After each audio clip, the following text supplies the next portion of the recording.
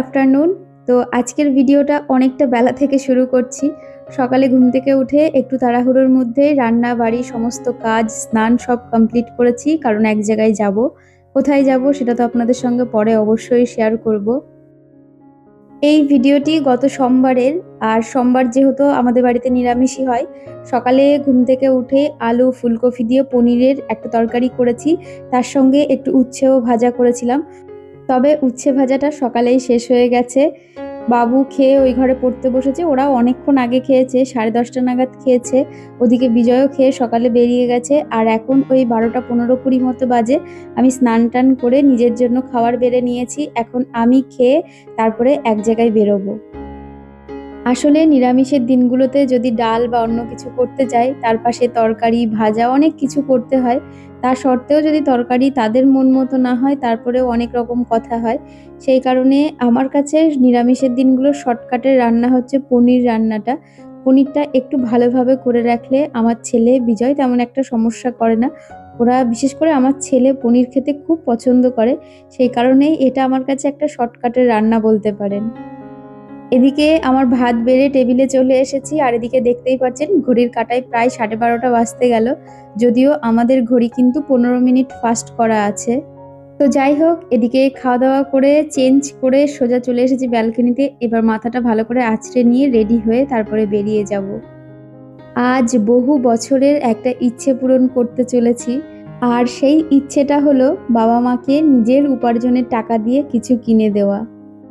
বাবা মাকে এর আগেও বহুবার অনেক কিছু কিনে দিয়েছি, তবে এবার যখন কিনতে যাচ্ছি এই অনুভূতিটা পুরোটাই আলাদা। কারণ এটা হচ্ছে নিজের উপার্জনের টাকা দিয়ে কিছু কিনে দিচ্ছি। একজন ছাপোষা হাউসওয়াইফ ঘরের 4 দেয়ালে থেকেও উপার্জন করে সেই টাকা দিয়ে নিজের কাছের মানুষদের জন্য কিছু কিনে দেওয়ার যে আনন্দটা হচ্ছে, সেটা হয়তো আপনাদেরকে বলেও বোঝাতে পারবো না। আজকেই বেরিয়ে পড়েছি মায়ের জন্য কিছু কিনতে, তার মানে এই না যে আমি আজকেই পেমেন্ট পেয়েছি। আসলে আমি তো উপার্জন করছি, গত 1 বছর ধরেই আমি হাতে টাকা পাচ্ছি। তবে মাকে বলেইছিলাম যে চলো তোমাকে কিছু শাড়ি কিনে দিই, মা কিছুতেই যেতে চাইছিল না। তবে এবার একেবারে জোর জবরদস্তি নাছোড়বান্দা করেই ছেড়েছি। তো এই যে আমি তো বেরিয়েই এসেছি, তার পাশাপাশি মাকেও বলেছিলাম চলে আসতে, মাও চলে এসেছে। তো সোজা এখন ঢুকবো এই যে আমাদের কৃষ্ণনগরের ঢাকেশ্বরীতে ঢুকবো। যারা কৃষ্ণনগরের আশেপাশে থাকেন তারা তো জানবেনই ঢাকেশ্বরীতে খুব ভালো শাড়ির কালেকশন থাকে।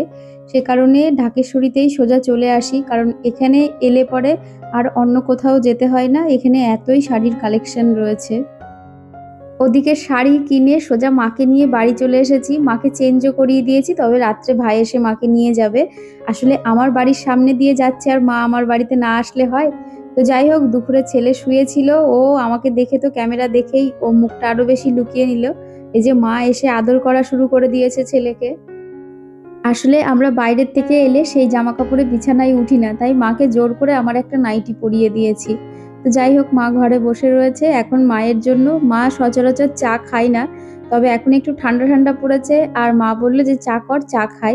তো এখন একটু চা করব, আর চায়ের সঙ্গে সবার প্রথমে এখানে একটু পপকর্ন করে নিচ্ছি।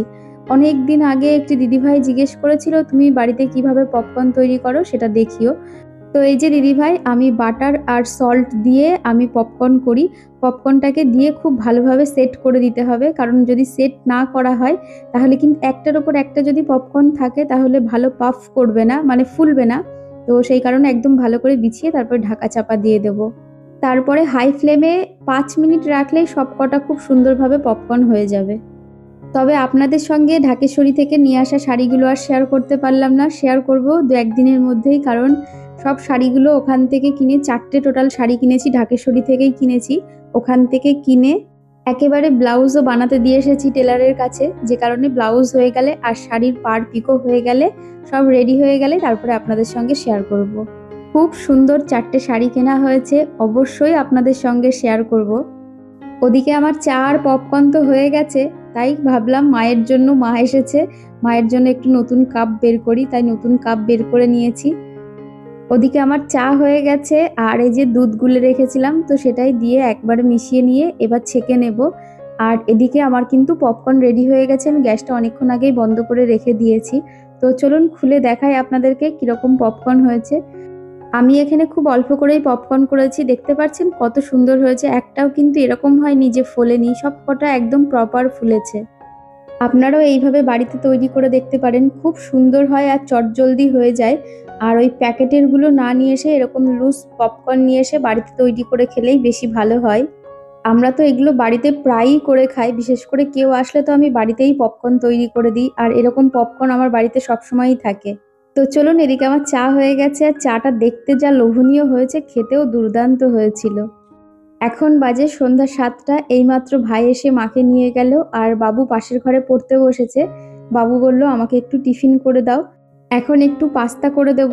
আর এই যে ডিজানোর যে ফুসলি যে পাস্তাটা আছে, 100% ডুরুম হুইট সেমোলিনা পাস্তা, এই পাস্তাটা ভীষণ সুন্দর, ভীষণ চটজলদি হয়েও যায়, সেদ্ধ হতে খুব একটা বেশি সময় লাগে না। আর এটা হচ্ছে 0 কোলেস্ট্রল, নো ট্রান্সফ্যাট, এর মধ্যে কোনো আর্টিফিশিয়াল কালার ফ্লেভার কোনো কিচ্ছুই নেই, ভীষণ স্বাস্থ্যকর। এর মধ্যে কোনো রকম ময়দা নেই। একটু ক্যাপসিকাম দিয়ে ভেজ পাস্তা করে দেবো, আর তার মধ্যে একটু ভাজা বাদাম দেবো, কারণ ভাজা বাদাম দিয়ে পাস্তা করে দিলে আমার ছেলে খুব পছন্দ করে খেতে। আর এই পাস্তাটা আপনারা যে কোনো অনলাইন প্ল্যাটফর্মে পেয়ে যাবেন, আমি তা সত্ত্বেও ডিসক্রিপশনে লিঙ্ক দিয়ে রাখবো, আপনারা চাইলে ওখান থেকে পারচেস করতে পারেন। আসলে দুপুরে তো বাড়িতে ছিলাম না, ছেলে নিজের মতো নিজেই ভাত বেড়ে খেয়েছে, সেই কারণে ওর খিদে পেয়ে গেছে। প্রতিদিন যেহেতু আমিই খাবার বেড়ে দিই, কতটা ভাত দিলে ওর পেটটা ভরবে সেটা একমাত্র আমিই জানি। ও নিজেরটা নিজে খুব একটা ভালো বুঝতে পারে না, সে কারণে ও হয়তো একটু কম করেই নিয়ে খেয়েছে, সেজন্য ওর খিদে পেয়ে গেছে।